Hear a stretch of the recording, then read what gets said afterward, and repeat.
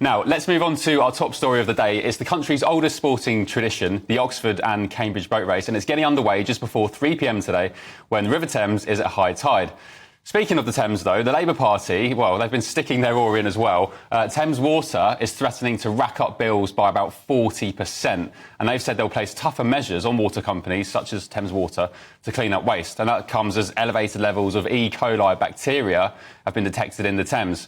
So it's prompted a warning to today's Oxbridge rowers not to engage in their traditional celebration of jumping in the river after the race. So joining me now is Chief Exec of River Action Campaign Group, James Wallace.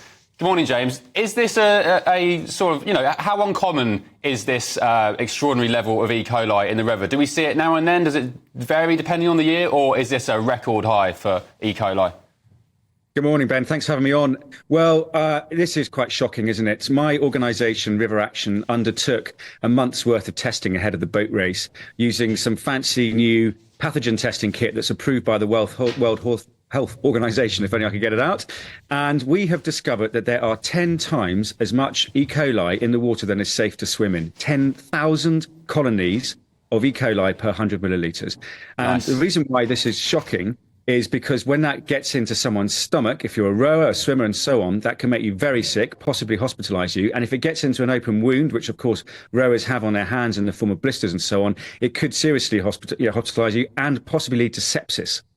James, I'm not going to get myself riled up about the water companies as I did on the channel yesterday because, it's one of my big bugbears. But the way they pump raw sewage into our seas, I live by the coast, they do it every now and then, and it means I can't take my kids into the water. And also the way they're polluting our riverways. Do any other countries deal with this kind of thing? Or are we, sort of the worst in Europe for it? Well, it's funny you should ask, because a lot of people refer to us as the dirty man of Europe. We are the most polluted in terms of waterways. In the whole of the continent. And what we've seen here with Thames Water is a 162% increase from 2023, 162% increase to 200,000 hours of discharge. And that means that they have completely broken all records, even by their own low standards. And what's going on is, I'm sure you're well aware, and probably your listeners and viewers are too, that we've seen a deregulation of the water industry in the past 14 years or so. And it means that with the Environment Agency losing a lot of their funding, about 70%, they can't monitor, they can't enforce the law. And companies like Thames Water are running to the hills with our money. So rising bills is, quite frankly, outrageous. They've already had our money to fix leaky pipes. They need to get investment in. And what we may well see with Thames Water is probably some sort of administration, because, as I think you may know, they've got about £18 billion worth of debt. They're due to pay back 190 in a few weeks' time, 190 million, and they don't have it. So it's quite possible they're going to go bust, and we might have to bail them out. I mean, imagine that. It's just outrageous. These shareholders, they take millions of pounds in dividends, and when you look at who owns the companies, it's all people from, Abu Dhabi, China. They're not British companies, and the consumer, most importantly, unlike the gas and the electricity, doesn't have the option to shop around and choose their water company. So what's your campaign group calling for? Do you want nationalisation?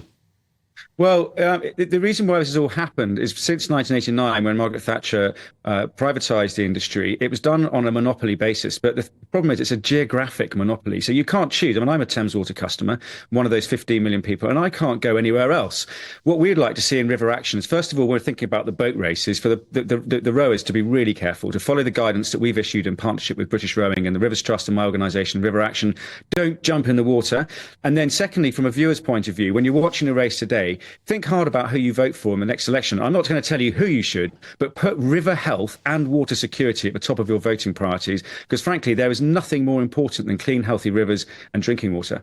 Yeah, OK, James. I mean, if that was me, I wouldn't even bother doing the race. I'd stay well away from it. But thank you for your time. Appreciate it this morning.